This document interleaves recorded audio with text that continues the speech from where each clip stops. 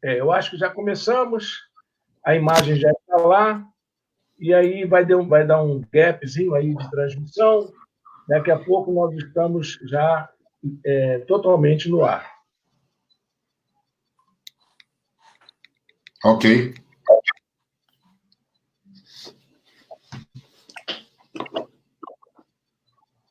Pronto, já começamos. Já estamos ao vivo. Beleza.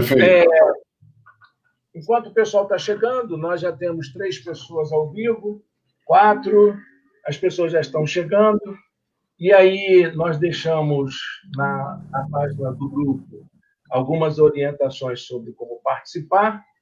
Já temos aqui na nossa tela o Cláudio Ribeiro e o Ari, que aceitaram tão graciosamente o nosso convite, e a gente fica feliz por podermos participar juntos dessa transmissão. O objetivo dessa transmissão, que as pessoas costumeiramente chamam de live, e a gente vai evitar esse inglês, né, improvisado da gente, mas o objetivo dessa transmissão é a gente refletir um pouco sobre como a teologia está encarando o problema da pandemia, da quarentena, da humanidade estar afetada por um mal que nos iguala a todos. Todos nós somos, da mesma forma, impactados com esse fenômeno, que é uma catástrofe para a economia, para os relacionamentos, para os países, enfim, tem uma série de coisas aí para a gente pensar. Para a gente pensar isso, estão aqui conosco o Cláudio, que é professor da Universidade Federal de Juiz de Fora, um pesquisador dedicado ao campo da espiritualidade e do diálogo interreligioso, e para nós isso é um aspecto muito importante da teologia.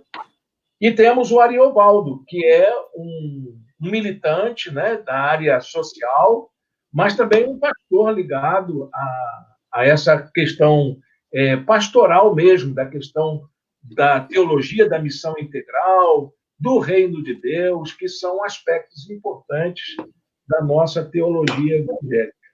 Então, durante esse nosso papo, nós vamos fazer exatamente essa conversa. Eu vou passar agora a palavra para os nossos irmãos participantes, para que cada um possa dar a sua contribuição, a sua saudação, né, aos nossos irmãos que estão chegando. Vamos começar pelo Cláudio. Cláudio, fala aí um pouquinho, dá uma saudação para o pessoal. Irênio, em primeiro lugar, eu gostaria de agradecer o seu convite. Era para nós estarmos juntos, não é, ao vivo e a cores, no mês passado, na reunião do Grupo Fé e Política. Isso não foi possível devido a essa situação que o país e o mundo enfrentam, né? Mas registro a minha satisfação de poder dialogar com você, também com o colega Ariovaldo, e que é uma satisfação também, embora eu preferisse que nós estivéssemos juntos, não é? Para podermos nos abraçar, nos confraternizar, e estar falando de temas mais construtivos, mais positivos, e não uma situação tão difícil, tão caótica como estamos vivendo no Brasil e no mundo. Mas, mesmo assim, entendo que é uma responsabilidade nossa, como pastores, não é, de 3 denominações aqui diferentes, mas que em diálogo com tantos outros grupos, nós vamos encontrando juntos os caminhos. Nessa primeira palavra, eu só quero registrar esse sentimento de dor e de solidariedade com mais de 1.000 famílias que perderam seus familiares só no Brasil, sem pensar no mundo, né? Sem pensar no mundo. Eu, particularmente, perdi uma pessoa conhecida, é o irmão Adip, da Igreja Metodista de Vila Mariana, em São Paulo, uma pessoa que a gente conviveu, devo muito a ele. Então, queria, nesse momento, trazer aqui a lembrança, o nome dele, a família, a Silvia, a esposa, os filhos, e encerrar esse primeiro momento da minha participação aqui, e em solidariedade a essas famílias, com o carinho que o Evangelho coloca no nosso coração, no nosso peito, e que a gente deseja transmitir às pessoas. Amém, amém. Agora temos também o Ari, né? Ari, você tem a oportunidade de dar a sua palavra de saudação aos nossos irmãos que estão chegando. Já temos 24 pessoas nos acompanhando. Bom, boa noite. Obrigado pelo convite, o privilégio de estar com vocês. E eu faço minhas as palavras do Cláudio. É um momento de angústia que se abate sobre o mundo, que se abate sobre todas as famílias humanas. Ninguém sabe o que vai acontecer, a distância entre cada um de nós e os infectados e os que estão sob risco de vida diminuem a cada dia. Então, essa é uma pandemia que se aproxima de todos numa velocidade impressionante, com dados aterradores. Nossa geração não viu isso. Então, é um momento único na história, na nossa história. Então, é um momento em que a palavra pastoral é essencial, momento que as pessoas precisam manter fé e esperança, porque tudo indica que essa é uma luta que ainda vai demorar para ser vencida. Mas nós cremos em Deus, que será vencida, estamos vendo a ciência fazendo o melhor que pode, e vamos continuar firmes nessa comunhão e nessa solidariedade. Como disse o Cláudio, a gente gostaria de estar na mesma sala, na mesma mesa, mas isso se tornou uma impossibilidade por hora. Então, um privilégio estar aqui nesse momento para oferecer solidariedade e carinho a todas as pessoas, principalmente os enlutados. Amém, meu querido.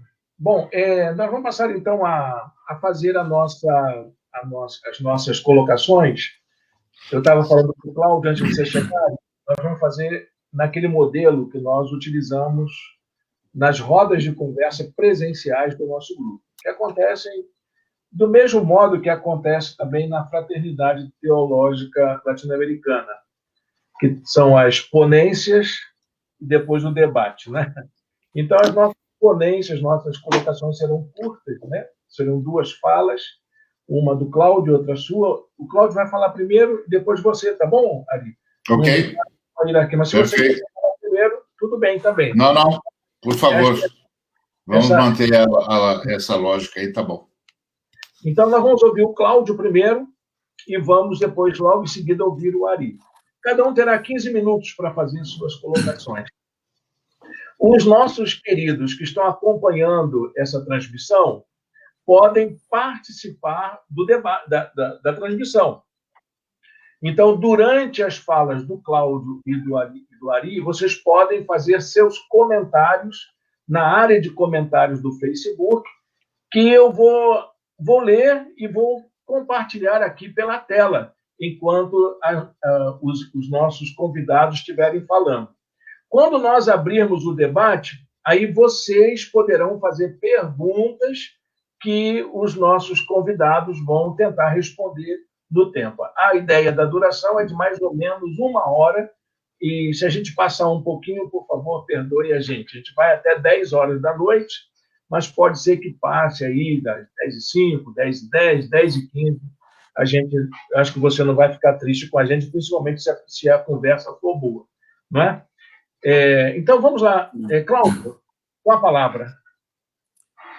Então, meus queridos, minhas queridas, a gente não vê o rostinho de vocês, mas certamente sabe que estão acompanhando aí, ou que amanhã ou depois poderão recorrer a esta gravação e dialogar conosco nessa situação realmente nova para todos nós, né? O pastor Ariovaldo já disse que a nossa geração, eu estou com 58 anos, e já vivi coisas difíceis, né, da vida do Brasil, da vida do mundo, mas uma situação dessa, com tanta inquietação, insegurança, é, de fato, algo que nos mobiliza, né? Pessoalmente, existencialmente, né? Em termos também do coletivo, da comunidade.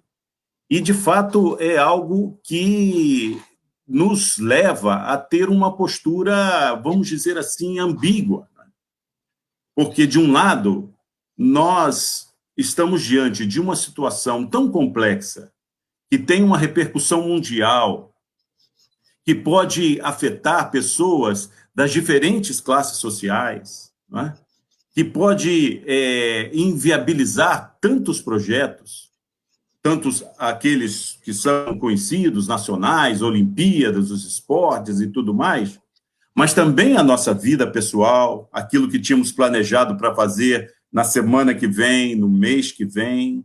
Então, é algo que realmente nos deixa, a princípio, calados. E esse é um ponto que eu queria destacar no início dessa nossa conversa, né? Porque é uma ambiguidade, porque o que nós deveríamos mesmo, diante da complexidade dos fatos, era nos aquietar, era procurar no silêncio fazer o discernimento dessa situação, sem nos aventurar em dizer é assim, é assado, não é? Mas por que essa situação é ambígua? Porque a nossa fé requer de nós uma palavra, as pessoas esperam, né, que os pastores, que as pastoras, lideranças das diferentes religiões, digam coisas que possam ajudá-las a passar por essa situação, por esse momento tão difícil. Então, nós deveríamos nos aquietar, ficar quieto, aguardar, esperar de Deus uma sinalização mais precisa dos motivos por que estamos passando isso, ou, como muitos falam, o que vai ser do mundo depois dessa experiência, depois desse drama todo, não é? Mas, ao mesmo tempo, nós temos que dizer coisas. A nossa fé nos leva a pensar, a refletir, a discernir essa situação. Né? E aí, inclusive, o próprio debate aqui, que eu quero parabenizar o Grupo Fé e Política, né, de reunir as pessoas para conversar, não é? E construirmos juntos essas iluminações, essas reflexões, e com esse nome, a análise de conjuntura, quer dizer, nós temos que analisar a situação, e isso que é o ponto difícil.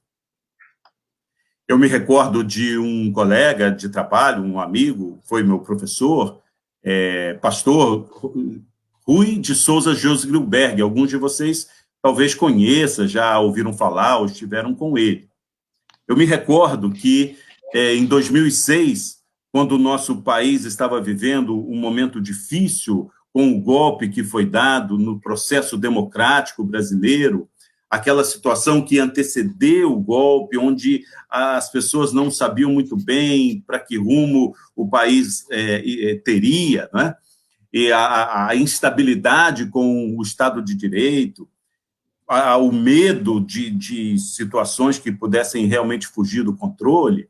E aí esse colega, o professor Rui, chegou, nós estávamos conversando, e ele disse assim, olha, se alguém disser que está entendendo a conjuntura, que está sabendo o que está ocorrendo, quais são as forças e tal, é porque não está entendendo.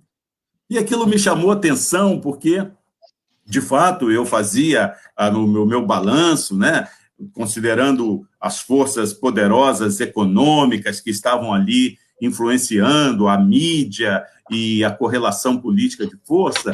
E, naquele momento, eu parei e fiquei refletindo e falei, ele tem razão.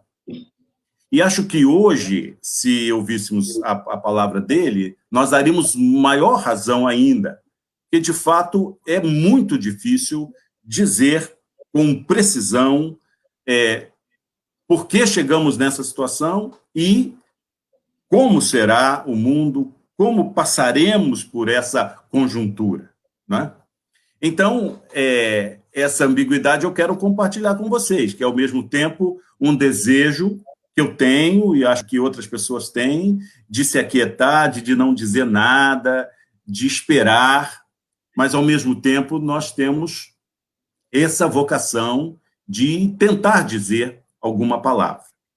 E aí eu me lembrei dessa semana, dessa situação que ocorreu além da crise causada pelo coronavírus. Também ocorreram fatos aí que muitos grupos religiosos disseram que estaríamos vivendo o fim do mundo.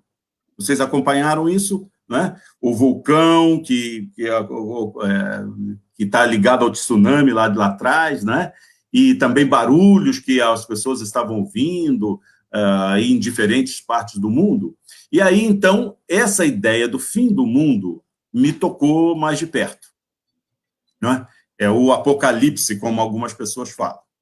E aí, então, no dia de hoje, dialogando aqui em casa, né, não saímos de casa, com a minha esposa, muitos de vocês conhecem, a Magali Cunha, ela fez uma reflexão muito interessante sobre o Apocalipse. Inclusive, amanhã ou depois, não sei, vai ser publicado na Carta Capital, no texto semanal que ela tem, na coluna que ela tem, e eu, naturalmente, tive o privilégio de, antes de vocês todos, tirar um pouquinho, desfrutar dessa reflexão. Porque, de fato, ao contrário do que muitas pessoas têm pregado, têm anunciado, de que isso é o fim do mundo, pode ser uma oportunidade para todas as pessoas, de todas as religiões e de todos os credos e culturas, mas especialmente para nós, né, cristãos, uma oportunidade de discernimento da vida. Porque a palavra fim, vocês sabem, ela tem esse sentido de término, né, de finalizar, de terminar, de acabar. Acabou o mundo, vai acabar o mundo. Mas também a palavra fim pode ser entendida como finalidade, no sentido do sentido. Qual é o sentido da nossa vida? Qual o sentido desse mundo?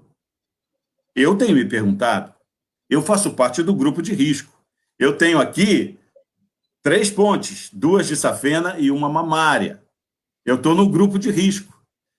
Quando eu sinto qualquer coisinha assim, aí alguém precisa ao meu lado, e geralmente tem, para dizer, calma, não é isso, você não, os sintomas são outros, né? Mas cada um de nós, ao ver as cenas na televisão, ou as notícias que nos chegam, nós perguntamos pelo sentido da vida, da nossa vida. E, de fato, nós não sabemos como isso vai se desdobrar.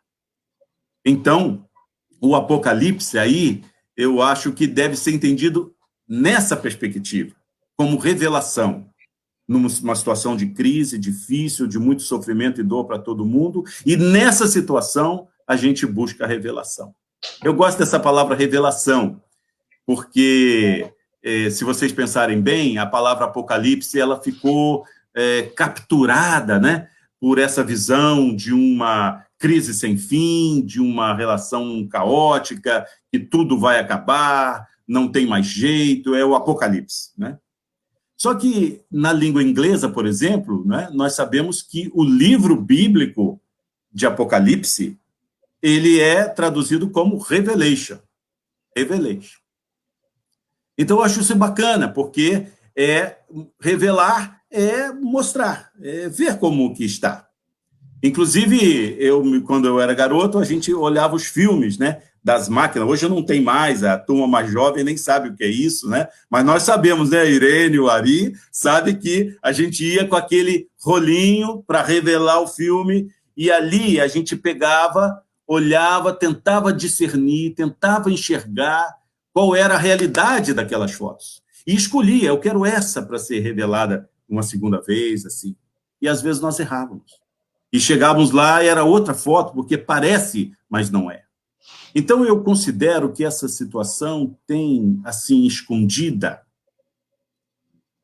como nesse filmezinho que a gente olha, pelo menos 2 situações. Uma delas é que a pandemia, a situação de dor e sofrimento de tantas pessoas, revelou que o sistema que nós temos na nossa vida, na vida do mundo, no caso, o sistema econômico, o capitalismo, mas também com as suas variações em outros países, inclusive a própria China, é um sistema que não possibilita a vida e a dignidade humana. Isso está revelado nessa situação. A gente vê agora como todo mundo diz, vamos ficar em casa. É ruim? Claro que é, um desconforto, você não pode realizar suas coisas. Agora, tem pessoas que não têm casa. Ora, isso nós já sabíamos, mas muita gente ou fingia que não sabia, ou não está nem aí para isso, mas agora tem que se deparar com essa situação. Até a mídia, que em geral é desumana, é marcada por interesses econômicos escusos, os mais perversos, hoje ela coloca com certo protagonismo pessoas muito pobres, moradores de favelas, que estão vivenciando essa situação de pandemia e estão mostrando para nós, mostrando para o mundo que o sistema econômico, da forma como ele estava organizada, a vida social, da forma como ela estava organizada, ela não tem condições de gerar dignidade. Isso está revelado. Eu vi na televisão, por exemplo, economistas como o Afonso Pastore, Armínio Fraga, que eram economistas ligados a grupos fortes econômicos que nunca colocaram em pauta a possibilidade de uma economia voltada para as pessoas mais pobres, que pudessem ter Bolsa Família, e agora foram à televisão para dizer a solução é essa, né? Então, achei isso muito interessante, né? Agora, muitos estão ainda, né? Todos nós, né? Mas com o filme, aquele filmezinho da fotografia, sem poder ver claramente. Eu agradeço a Deus, e aí nós temos aí tanta cooperação de amigos, de pessoas que nos ajudam, me ajudaram a entender esse processo e perceber nessa situação de que a vida, como está organizada no sistema econômico, a relação com o meio ambiente, as relações interpessoais, as instituições, elas estão fadadas ao fracasso. Ou nós alteramos a dinâmica econômica e alteramos o sistema econômico, ou esse mundo não vai... Aí sim será o apocalipse. Agora, rapidamente, até que meu tempo já esgotou, mas em um minutinho, eu queria dar um outro exemplo da revelação, né? Eu acho uma coisa, um tema importante para nós, né? Do apocalipse, né? Ver a possibilidade, mesmo no meio da crise, de discernimento da vontade de Deus. Olha que coisa interessante. Essa situação pode gerar, se nós não vermos o filme, né, tal como ele poderia expressar a graça de Deus, mas olhar só o lado individual, do individualismo, o mundo vai piorar. Agora, se a gente perceber ali naquele filmezinho, na revelação, os gestos de solidariedade que têm surgido em tudo quanto é canto. Esses dias vi um jovem de nome Wesley Teixeira. Quantos conhecem aí o Wesley Teixeira? Ele é jovem, morador de Duque de Caxias, evangélico, de tradição pentecostal, uma pessoa belíssima, não é? Assim, belíssima como pessoa, e ele lá com os amigos dele rodando Duque de Caxias. Vocês sabem que Duque de Caxias, o prefeito foi um irresponsável, né? Um irresponsável. Aliás, como chefão lá em cima, né? E a população de Caxias está sofrendo. E esse grupo de jovens tem procurado meios de solidariedade. A turma que está sem condições financeiras e o alimento por conta da impossibilidade do trabalho, eles estão apoiando, né? Então, eu acho que isso é a revelação desse tempo de pandemia, sabe? Alguém pode não ver isso, como muita gente olhava o filme e não via nada ali, não conseguia identificar qual foto era qual, né? Ou outros vão fingir, vão dizer, não, eu acho que cada um tem que cuidar da sua vida e vamos, passado isso, voltar para né, dentro, assim, nos fecharmos. E outras pessoas estão percebendo a revelação e estão reorganizando a vida dessa forma, tá? Desculpa que eu passei um pouquinho, mas eu queria compartilhar essa visão do Apocalipse que eu acho importante para os dias de hoje. Beleza, Cláudio, você foi no tempo exato. Então, minutos de transmissão, você cumpriu. É que eu sou pastor metodista, né? Sempre com o método ali, na hora. O método certinho para seguir aí a prédica, né? Muito obrigado, Cláudio, pelas suas colocações, essa questão da revelação e da maneira. Eu me lembrei, sabe qual era o nome que a gente dava para aquele filmezinho? Era negativo. Negativo. Interessante. Não é a imagem positiva da realidade, né? Era apenas e até uma imagem invertida, né? Era uma imagem invertida, com as cores mudadas, onde era claro, era escuro, e assim a gente via fazendo as nossas adivinhações, né? Os nossos achismos. Como hoje, né? Ari, com a palavra, 15 minutos para você também, tá? Ok. Bom, em princípio, eu concordo com o Cláudio. Muito difícil analisar Sempre que a gente fala em análise de conjuntura, espera-se algum nível de precisão ou pelo menos de acerto. Muito difícil, muito difícil. Eu diria que o professor Rui lá estava certo.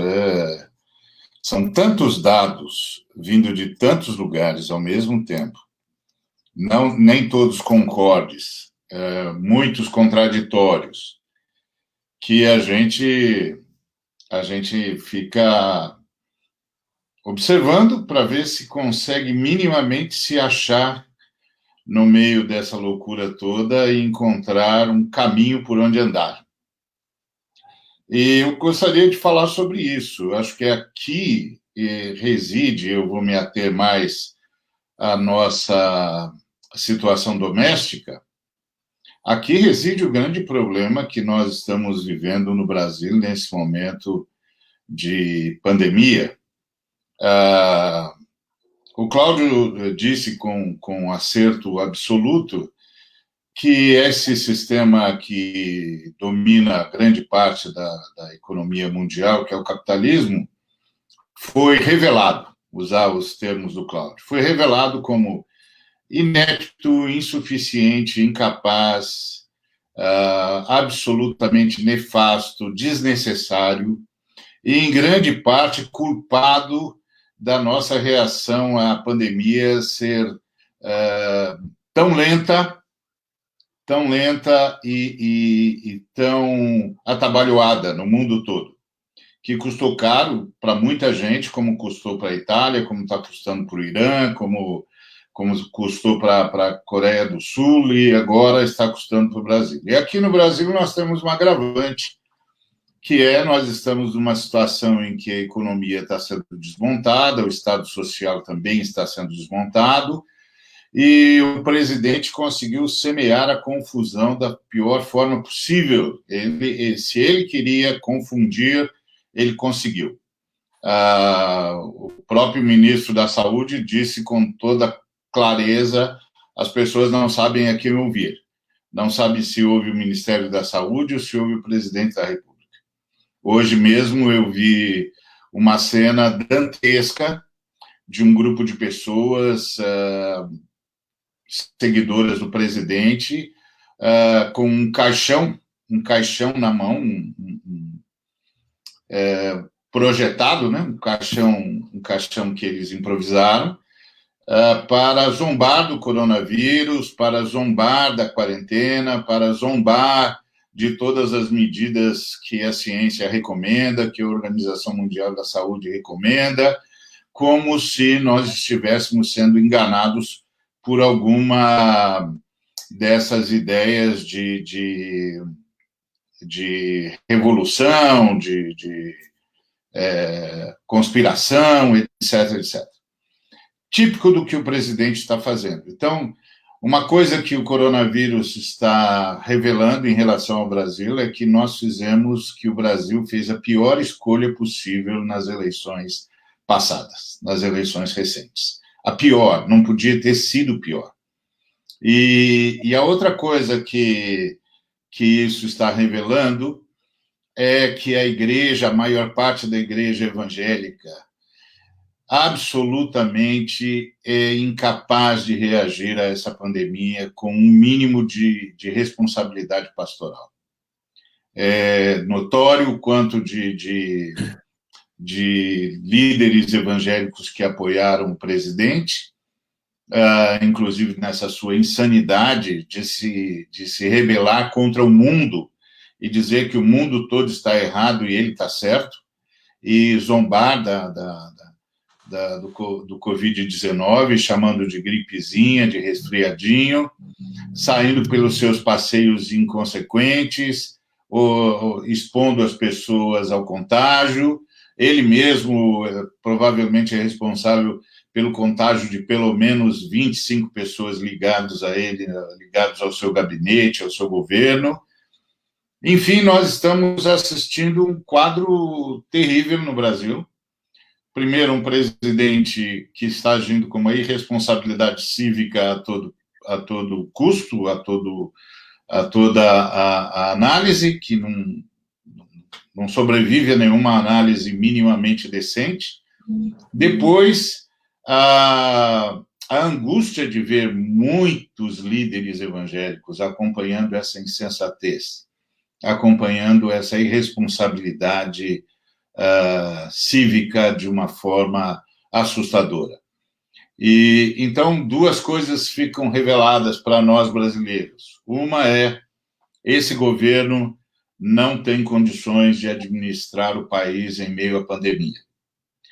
E a segunda coisa é os evangélicos resistentes que resistiram ao governo, que resistiram a essa loucura, que fizeram uma espécie de igreja confessante, como Dietrich Bonhoeffer na Alemanha, a eles ficará o encargo do pastoreio dessa gente. Porque os demais colegas que irresponsavelmente se aliaram a essa insanidade perderam autoridade para isso.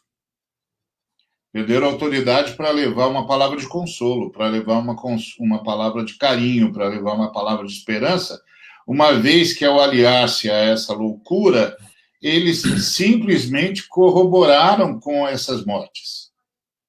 Corroboraram com essa insanidade, com a progressão da epidemia. Isso, assim, eu falo isso com uma dor profunda, a sensação de que cometemos uma falha na história, e uma falha imperdoável e irreparável.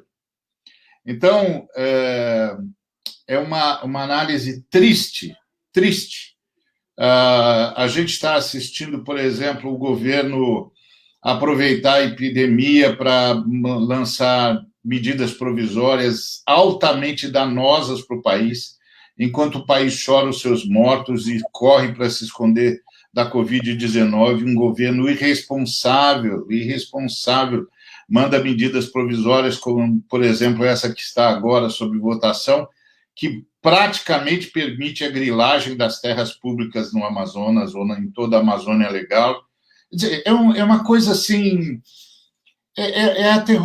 aterrorizante. Eu não sei como vocês sentem, mas assim, eu me sinto agredido como ser humano. Sinto que nós, seres humanos, brasileiros, estamos sendo agredidos da forma mais violenta, mais covarde, mais insensível que eu já tinha visto até então.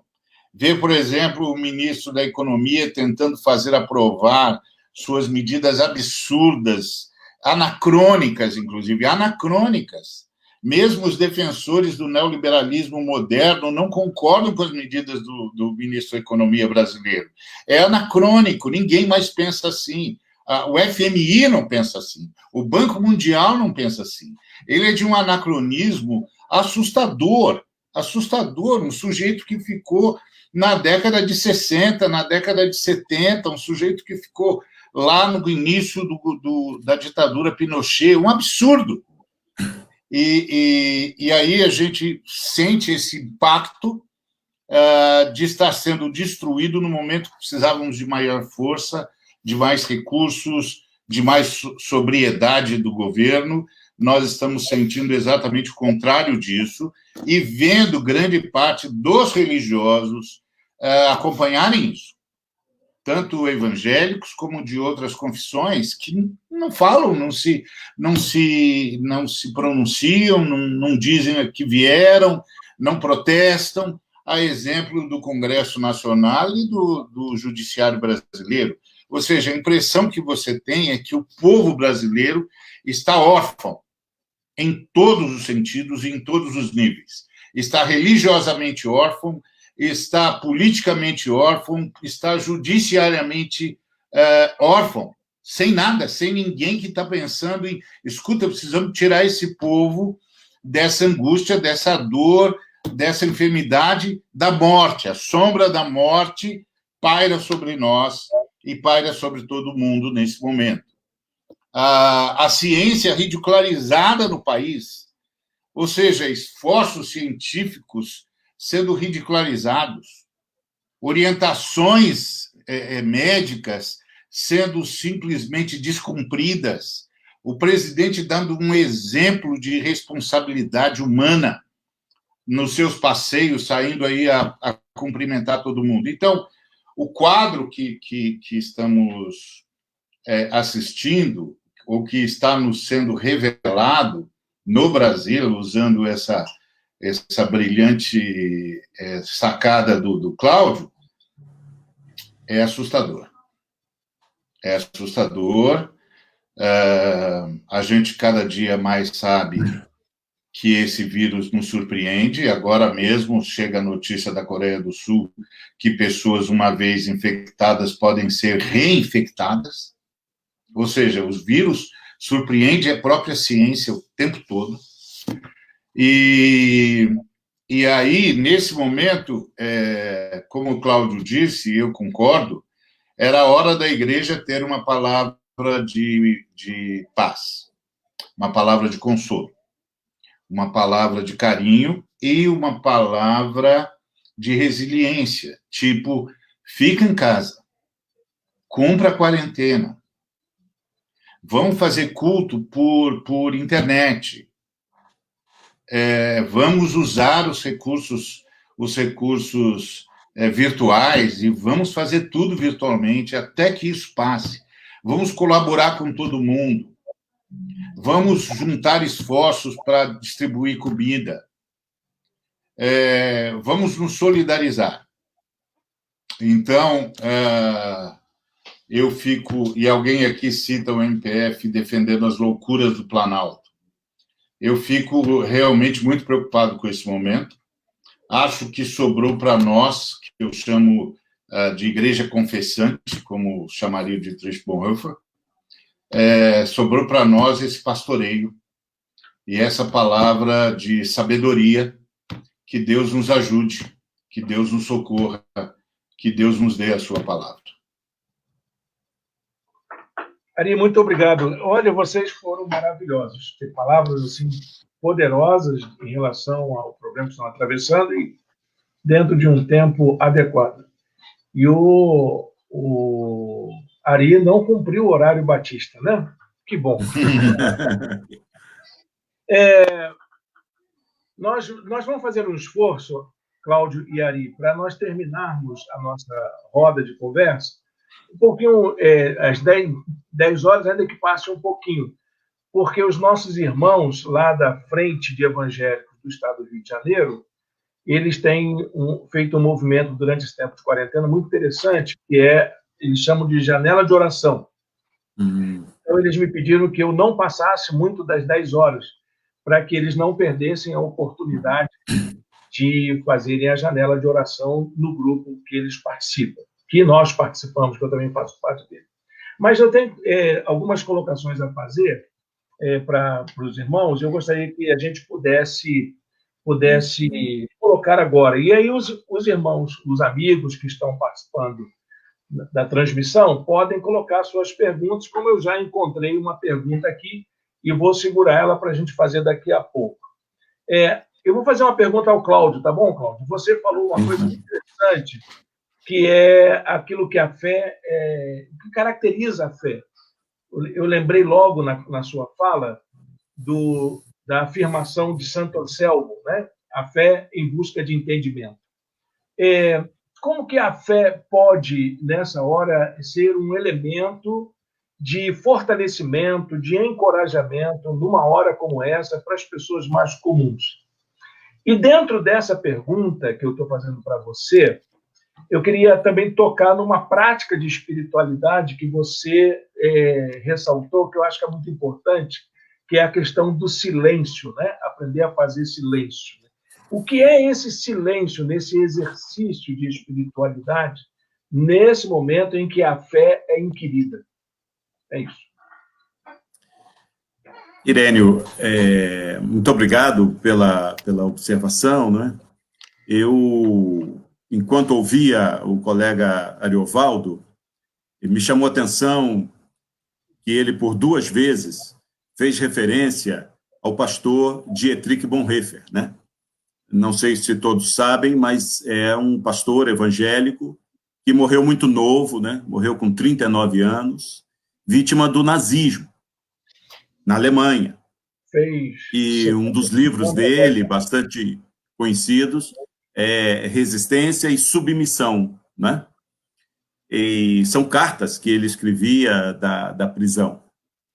E, por uma ironia do destino, agora no 9 de abril, né, semana passada, foi, então, esse momento que lembramos dele, né? E vários colegas meus, eu também, fizemos alguma nota, né, no Facebook e na internet sobre essa experiência. Claro, uma experiência localizada, de tantos anos atrás, 75 anos atrás, né? E totalmente diferente do que nós estamos vivendo, mas eu confesso a você que falar é fácil, né? Dizer assim, olha, uma espiritualidade que possa articular um retorno para dentro de nós mesmos, como uma busca silenciosa de discernimento, com a medida exata da palavra profética, crítica, né, como nós acabamos de ouvir do Ariovaldo, né, questionando os poderes deste mundo, públicos, especialmente no caso do governo brasileiro, né? Mas falar assim é fácil, né? Eu não necessariamente consigo vivenciar isso, porque às vezes, na hora que é para ficar quieto, nós estamos falando, né? E na hora que é para falar, a gente às vezes silencia, né? E eu tiro por mim mesmo, né? A gente faz essa indicação a partir de fontes cristalinas, né, ao longo de tantos anos que a gente vai bebendo e vai, assim, procurando aprender, né, construir. Mas o silêncio não é o silêncio de braços cruzados, né, como fuga desse mundo, né?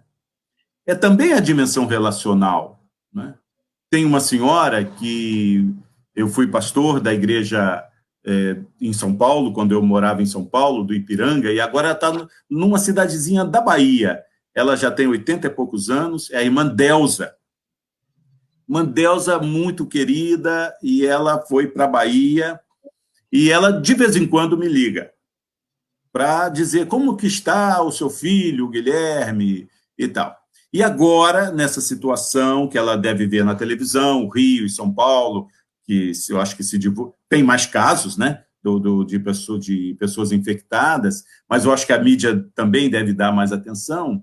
E ela falou, só estou ligando para saber como vocês estão, sabe? Então, eu achei um gesto, assim, tão bonito, sabe? É uma senhora simples da igreja, né? Eu tive muita satisfação de poder conviver com ela pastoralmente e tal. Mas esses dias, um colega do mundo acadêmico eu vou dizer o nome dele aqui, né? Quando é para falar coisas boas, a gente tem que dizer também, né? É o Nelson Leles, vocês devem conhecê-lo, escreve vários livros, é professor, né, de ciência da religião, está terminando o seu doutorado, e ele me mandou uma mensagenzinha na Páscoa, dizendo assim, olha, eu queria saber como é que você está, né? Achei um gesto, né, bonito, generoso. Eu acho que isso traduz também uma espiritualidade do despojamento, né? Eu acho que não é só o silêncio, mas é aquilo que é gratuito, aquilo que você não vai ganhar nada com isso, entendeu? Ou, enfim, sabe, eu acho que é uma busca, né? E nesse momento onde as pessoas estão inquietas, né, eu vejo na televisão a moça hoje nervosa porque ela perdeu o irmão e no atestado de óbito veio escrito assim, suspeita de coronavírus. E ela disse com toda razão, isso aqui não pode. Ou é ou não é, quer dizer, a gente não pode ir para casa, a gente nem enterrou direito o irmão, né? Eles falaram. Nem tivemos aquela condição boa, né? Boa não digo, mas assim, adequada, né? De você se despedir do irmão. E daí para casa com suspeita, quer dizer, e aí é o que passa na cabeça, o medo, a insegurança e tal, né? Então, aí eu acho que o Ariovaldo falou bem, né? A gente está vivendo como ovelhas sem pastor, né? E aí eu acho que é a nossa responsabilidade tentar uma visualização do que é possível para esse mundo, né? Em termos de esperança, de possibilidade de superação desse momento difícil. Desculpa se eu alonguei. Eu lembrei do salmista, né? O salmista, ele diz, Salmo 46, verso 10, se não me engano, aquietai-vos e sabei que eu sou Deus. Um versículo que, inclusive, um antigo presidente da Visão Mundial gostava de citar. Eu era jovem e eu ouvia o Manfred Grelet falando, né? E ele dizia muito isso para a juventude: aquietai-vos e sabei que eu sou Deus. E essa palavra talvez seja uma palavra muito viva hoje, né? Deus está cuidando da gente de alguma forma.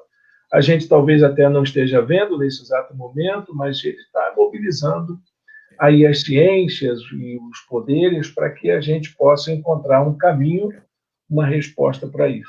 Mas desculpe só rapidamente, mas é um silêncio que nos mobiliza para, no momento adequado, dar o grito que é necessário dar, como o pastor Evaldo acabou de dar, entendeu? Então não é alguma coisa que só nos fecha, né? Mas também nos abre, né? Para poder questionar os poderes, criticar o que tiver que ser criticado, entendeu? Gritar, chorar junto com essas pessoas, né? Elas estão chorando, né? Elas estão gritando. Deixa eu fazer uma pergunta. Ari, você pode responder também essa pergunta aqui, e dar continuidade a essa resposta, a resposta do Cláudio. Mas eu quero fazer uma pergunta específica para você. Porque, na sua fala, você mencionou um aspecto sobre o fim escatológico, né, que também o Cláudio havia mencionado. Nós estamos no fim do mundo ou estamos no fim de uma era? Como, por exemplo, alguns economistas estão dizendo, a era do neoliberalismo chegou ao fim. O capitalismo tal qual nós conhecíamos está chegando ao fim. A era dessa igreja, dessa super igreja, está acabando. Seria isso? E você tocou também num assunto muito interessante, e você ressaltou esse aspecto de que as vozes do cristianismo ficaram desacreditadas por causa desse mau testemunho de alguns líderes evangélicos. Por causa desse descrédito, outras vozes se levantaram nesse espaço deixado pelo não cumprimento da missão da igreja. Quero ouvir de você, tá bom, Ari? Ok, realmente nós estamos mudando de era, já há algum tempo a gente vem mudando, a gente mudou da era industrial para a era eletrônica, da era eletrônica para a era digital, e agora estamos mudando para a era virtual, que é cada vez mais perceptível. E isso Isso é mudança de era, mudança de paradigmas, e a nova geração, a nossa geração corre para se adaptar e percebe os netos já com sinapses diferentes da gente, lidando com o touch de um jeito que a gente treinou 5, 6 anos e não conseguiu, e eles parece que já nascem sabendo. Então, a gente está assistindo muitas mudanças. Agora, a gente certamente está percebendo a falência do capitalismo. E talvez o Barbara Ward dizia que o Karl Marx era o último profeta hebreu. Talvez seja mesmo, porque ele disse que o capitalismo seria sucedido, e isso está cada dia mais notório. O capitalismo será sucedido por algum outro sistema mais solidário, tudo indica, porque essa pandemia, com esse vírus mutante, ele não é um incidente apenas, é um aviso. É um aviso de que entramos num outro tipo de guerra, que os nossos equívocos ambientais provocaram uma reação microcósmica que nós não estávamos preparados para ver, e que de agora em diante a gente não sabe mais o que virá do ponto de vista do que Deus disse sobre a terra se revoltou contra você e vai produzir cardos e abrolhos. E a gente parece estar vendo isso mesmo, uma revolta microscópica, e ela nos atingiu. E a gente não sabe mais o que vem por aí. Então, nós entramos numa nova era, inclusive do ponto de vista fisiológico, do ponto de vista biológico, e nós não sabemos o que podemos esperar. Algumas pessoas já tinham anunciado que nós estávamos correndo o risco de despertar forças microscópicas que não estávamos preparados para enfrentar. Parece que é isso mesmo. Então, sem dúvida nenhuma, isso muda o quadro, e também do ponto de vista da fé, da igreja institucional, etc., isso também muda o quadro. Muda o quadro, porque na medida em que o consolo que deveria vir dos pastores não vem, porque eles também se enganaram, ou se deixaram enganar pelo capitalismo, via teologia da prosperidade, via movimentos de gerenciamento e de crescimento de igreja, eles perderam credibilidade. Uma nova força espiritual vem aí. Qual é essa? Não sei. Qual é? Não sei. Parece que se anuncia também um embate em que o cristianismo não se saiu da melhor forma possível, porque o que é verdade no Brasil em relação aos equívocos religiosos, no que tange a apoiar o capitalismo, a conviver com ele, a não denunciá-lo como pecado, não é uma realidade só brasileira, é uma realidade de todo o Ocidente. E como nós vamos sair disso? Não sei. É claro que sempre tem esse grupo resistente, o remanescente, né, fiel, como a gente chama, ou a igreja confessante, não sei que nome terá, que ainda vai sustentar a validade da fé cristã e a validade da mensagem cristã, sem dúvida nenhuma. Mas nós teremos de conviver com outros movimentos que, nesse momento, foram mais relevantes, porque não se deixaram enganar pelo capitalismo, não se deixaram enganar por essa loucura. Não sei. Realmente, o que está diante de nós é um grande sinal de interrogação. Não sei. De fato, não sei. Essa humildade da gente dizer não sabemos, né? Não sei, isso aí é o que a teologia precisa aprender a fazer isso, né?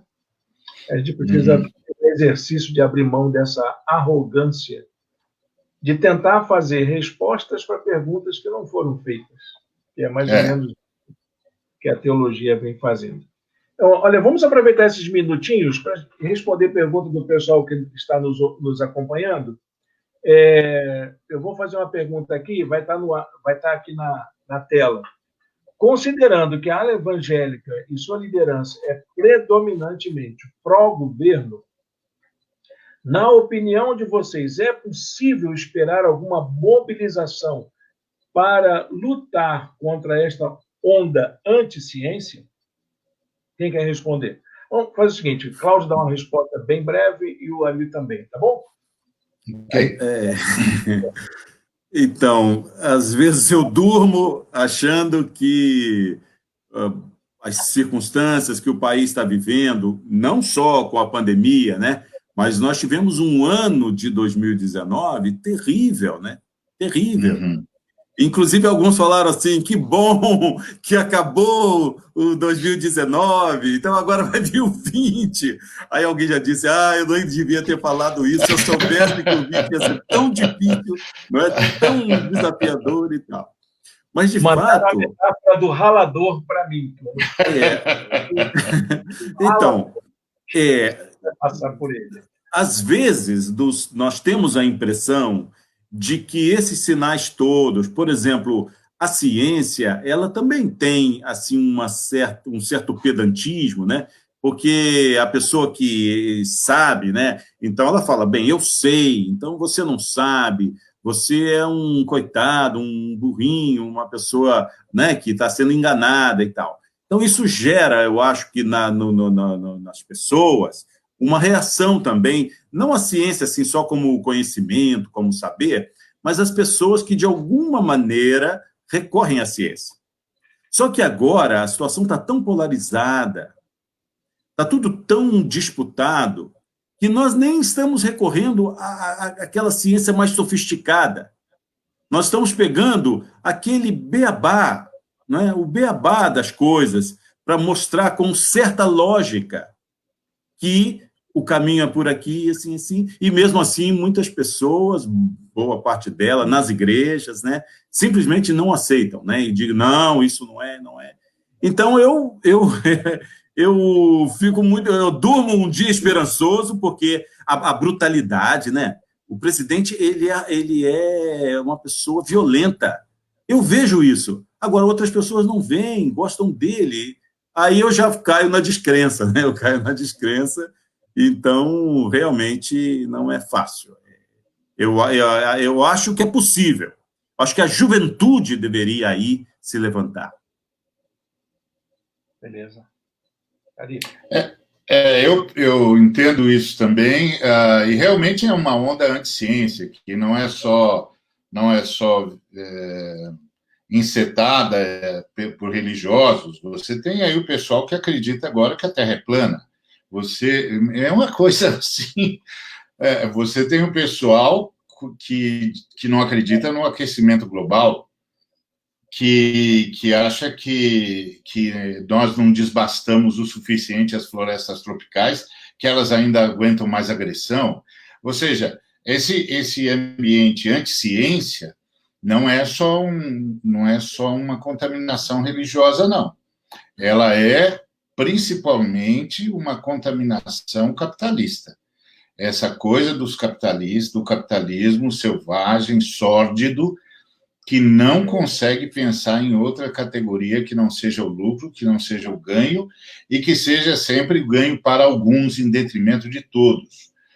Nós tivemos, por exemplo, anti-ciência social, porque ninguém disse, mas era preciso ser dito, que a perda dos direitos por parte dos trabalhadores, os trabalhadores serem levados a condições de serviço análogo à escravidão, é também um movimento anti-ciência, porque a ciência sociológica, a ciência psicológica, a psicologia, a sociologia, eles nos ensinaram que se a gente não estivesse trabalhando com a garantia dos direitos para que o ser humano se sentisse protagonista da sua própria história, isso cobraria um preço altíssimo no que significa consolidar a humanidade como uma unidade. Um preço altíssimo, inclusive um preço que custaria guerras fratricidas. Então, Nós estamos, sim, num movimento anti-ciência liderado, pasmem, pelo capitalismo. Pelo capitalismo, que se recusa a ceder espaço para a sociologia, entendendo a sociologia como mera propaganda ideológica, e não é verdade. Não é verdade. A sociologia é uma ciência que analisa o movimento social humano e que, inclusive, é capaz de prever para onde nós vamos se esse negócio não for contido, não for redirecionado, não for revisto. Enfim, essa onda anti-ciência pegou, em parte, a religião, porque houve uma volta estupidamente anacrônica à Idade Média, tá certo? Teologias, doutrinas da Idade Média voltaram no nosso meio, assim, superstições, meu Deus, assim, eu ouço alguns colegas, caras que estudaram comigo, caras que foram meus alunos, e eu digo, não, eu não acredito, você não aprendeu isso comigo, pelo amor de Deus. Não diga que estudou comigo, não diga que foi minha ovelha, não diga que passou perto de mim, pelo amor de Deus. Que absurdo é esse? Então, nós estamos assistindo essa onda, eu acho que nós estamos deixando um fardo para a próxima geração. Um fardo para a próxima geração, infelizmente. Acho que nós temos de continuar gritando, denunciando isso, mas provavelmente nós estamos deixando um fardo para a próxima geração, que além de sobreviver ao que virá do ponto de vista do embate econômico e social, terá de participar de um embate teológico-religioso. Beleza, Ari. Vou fazer uma pergunta final, assim, e cada um vai dar uma palavra. De alguém que deixou a pergunta e, infelizmente, não vai ter mais tempo, porque nós já estamos ultrapassando o horário das 10 horas. Está muito alto. A pergunta é: como furar a bolha e alcançar as pessoas que estão sendo influenciadas e manipuladas o tempo todo por fake news e a cotidiana desinformação? Pode ser, Rick. Vamos inverter a ordem, Ari? Pode ser. Primeiro, tá bom? Estou esperando aqui para poder ligar minha conferência. Bom, isso, aliás, era uma coisa que a gente não tinha mencionado ainda, nessas mudanças de era, que nós entramos numa era que está sendo chamada de pós-verdade, onde o conceito de verdade que nós conhecíamos deixou de ser absoluto, passou a ser, aliás, passou a ser relativo na acepção mais nebulosa do termo. Então, é uma mudança de era, e é uma mudança profunda, porque é uma mudança ética. E isso é doloroso. É uma mudança na ética. E isso é doloroso, porque a ética fala exatamente da teleologia, das finalidades. O Cláudio mencionou isso, que o fim pode ser objetivo, e pode ser para onde vamos, pode ser alvo a ser alcançado, etc. Projeto a ser concretizado. Agora, quando você tem uma mudança ética dessa natureza, toda a sensação de desidério, de propósito humano, fica manchada. Fica manchada. E, sem dúvida nenhuma, essa é uma batalha urgentíssima. A de combater os fake news, a de desautorizá-los, e a de quebrar o paradigma que permite a existência deles. E esse paradigma é ético. Então, nós temos de fazer uma revisão ética imediatamente. E, para isso, a religião é essencial, porque a religião apela para a consciência. Ela é essencial para voltar a trazer à tona a verdade como um valor. A verdade como um valor, não a verdade como a tentativa de descrever meramente fatos, mas como um valor, uma busca, o desejo constante de dizer as coisas até onde eu consigo alcançá-las e de jamais falsear o que eu já sei. Então, isso é ético. Isso é ético. Isso é realmente uma batalha urgente, urgentíssima, tem de ser feita. E aí, os teólogos, os acadêmicos, os pastores, os padres, os demais líderes das demais confissões religiosas precisam fazer um acordo tácito. Um acordo tácito. A recuperação da verdade como um valor. Fala, Cláudio. Eu queria agradecer, né, as pessoas que acompanharam o debate, essa pessoa que trouxe essa questão tão importante, né, sobre não só da questão da verdade, mas da bolha, né, de nós ficarmos falando a verdade, mas com uma circulação muito restrita, né, até porque a gente nem tem a força, né, que gostaríamos de ter para fazer essa disseminação, né, esse contágio, né, não no sentido negativo da pandemia, mas o contágio positivo da verdade. Eu queria agradecer, eu acho que é uma questão importante, séria, tem muitas pessoas discutindo isso, outras perguntas também passaram aqui na tela e eu achei muito bacana. E eu diria a seguinte coisa, concordando aí fortemente, né, com o Ariovaldo, né, que é uma questão da nossa fé, né, quer dizer, o compromisso nosso como cristãos. E eu queria, então, dizer da bolha, a pergunta é como furar essa bolha? Então, eu vou responder da seguinte maneira, espero que me compreendam, né? Todos os dias eu tenho reunido no meu momento de oração, de preces, uma coisa meio infantil até, meio assim, alguém pode dizer que é infantil, que eu peço que essa circunstância da pandemia no Brasil pudesse parar, e que não tivesse mais mortes, que ficasse nessas 1.000 e poucas e tal, e que não pegasse ninguém que eu conheça, ou que esteja perto de mim, amigos, familiares e tal, e que pudesse isso ser contido. Né? Eu peço isso, sabe, em oração. E acredito que milhões de pessoas de diferentes religiões têm pedido isso. Por outro lado, existem as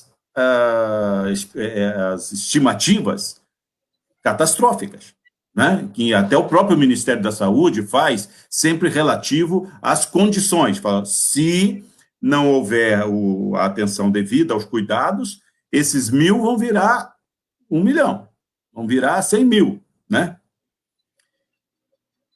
Então, aí eu acho que a bolha vai ser estourada. Olha que eu estou falando de uma realidade que eu não desejo, que eu não quero, como ninguém de sã consciência quer. Eu acho que todos nós estamos nessa corrente, né, de pedir a Deus que isso não ocorra. Agora, se ocorrer, aí estoura tudo quanto é bolha, porque aí vai ser aquele militante, crítico, questionador do sistema econômico que vai perder sua vida, e o nosso querido irmão bolsonarista também vai perder sua vida. Vai ser o pastor que tem uma visão consciente dos seus compromissos evangélicos, de uma igreja confessante, mas vai ser também o outro que reagiu contrário tudo a isso. Aí eu acho que nós vamos estar todos nós, e eu não quero isso. Mas eu acho que se isso ocorrer, não é? E aí, que estou repetindo, não desejamos isso, mas se isso ocorrer, eu acho que estoura a bolha, porque aí eu acho que as pessoas vão se dar conta que a vida, ela não pode ficar pendurada na fake news, ela não vai ficar pendurada numa ideologia, num mito, seja lá o que for. Aí a realidade vai ser o pé no chão, né? De ver aí a morte do meu lado aqui, né? Pertinho de mim. Então, eu nem quero me estender nisso para não parecer que eu estou fazendo essa previsão. E eu não estou fazendo essa previsão porque eu não desejo, né? Mas isso estouraria a bolha. Isso colocaria todos nós, direita, esquerda, centro, todo mundo ali no barro da desgraça da vida, do sofrimento, da morte, da dor, né? Agora, não precisaria isso, né? Eu acho que a palavra do Ari, né, vai em outra direção, quer dizer, por que a gente não cria o caminho de furar a bolha pela verdade, pela paz, pela justiça, e não esperar que essa bolha seja estourada quando a humanidade estiver destroçada. Beleza, Cláudio, beleza, Ari? Eu quero agradecer a vocês, já estouramos nosso horário um pouquinho só, como já previa, e nós vamos encerrar a nossa transmissão. Eu queria deixar uma palavra de agradecimento a vocês, mas também abrir a oportunidade para vocês fazerem as colocações finais e a despedida de vocês. Por favor, em um minuto, acho que é possível fazer isso. Cláudio, faça as suas colocações finais e a sua...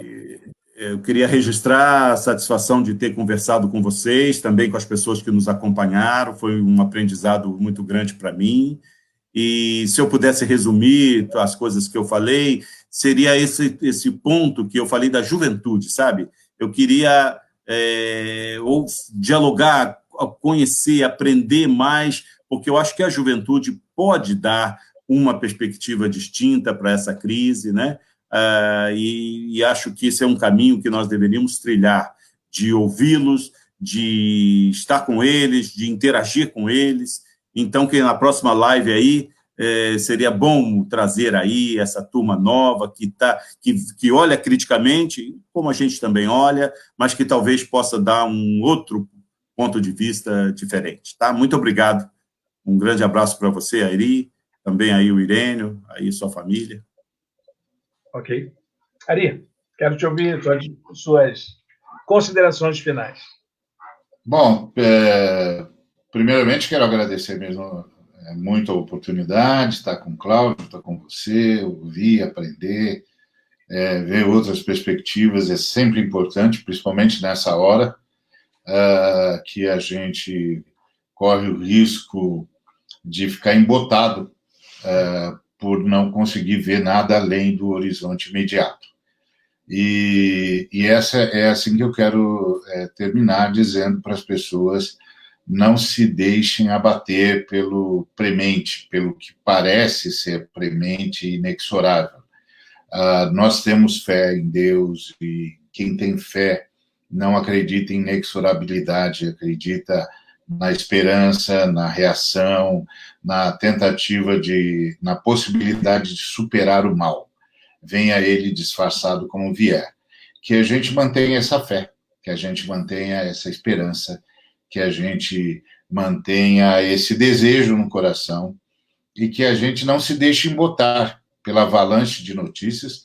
E a forma de não se deixar embotar é um momento como esse que nós acabamos de participar, conversando com todo mundo, ouvindo todo mundo, vendo outras perspectivas, porque, como diz as Escrituras, Deus entra no meio do colóquio e aparece a voz dele no meio da conversa entre amigos, entre irmãos, entre pessoas. Que Deus nos guarde do narcisismo, do egoísmo, do egocentrismo. Como disse o Francisco, o Papa Romano, agora não é momento para egoísmo, agora é momento para compartilhar, para conversar, para trocar ideias e para se inspirar um no outro e em Deus acima de tudo e continuar. Obrigado. Eu quero deixar minha palavra de gratidão a você, Cláudio, e a você, Ari. O nosso grupo é um grupo que lida com a voluntariedade dos irmãos e nós não movimentamos, como é à frente, né, Ari? Nós não movimentamos, não temos conta bancária e nós lidamos com essa disposição, né, de pessoas com a bagagem que vocês têm, né, com a experiência de vida de vocês, que podem contribuir para a nossa reflexão. E eu queria fazer um agradecimento aos irmãos e amigos que nos acompanharam na transmissão de hoje, né? E deixar também um pequeno aviso, um pequeno anúncio da nossa próxima live ou transmissão, que será na próxima segunda-feira, dia 20 de abril. Nós vamos fazer mais uma roda de conversa. Essa ideia surgiu lá no Twitter, no grupo do Fé e Política, lá no Twitter. Alguém pediu que a gente fizesse isso e nós estamos atendendo a esse pedido que foi feito lá. Na próxima segunda-feira, a temática será espiritualidade. Espiritualidade em tempo de pandemia. E nós vamos atender seu pedido, Cláudio, de convidar a juventude para falar isso. Vamos ver aí pessoas que a gente possa também chamar, como chamamos a vocês, para a gente conversar. Então, até a próxima segunda-feira, na nossa transmissão com os nossos convidados. Muito obrigado mesmo. Deus abençoe a todos. A todos. Amém. Juntamente. Amém. Grande abraço. Amém. Grande abraço. Tudo de bom. Bom, tudo de bom também.